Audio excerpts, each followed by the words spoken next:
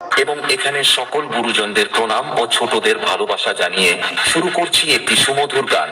আপনাদের সকল শ্রোতাদের কাছে আমার একটাই অনুরোধ, আপনারা গানটি শুনে উপভোগ করুন।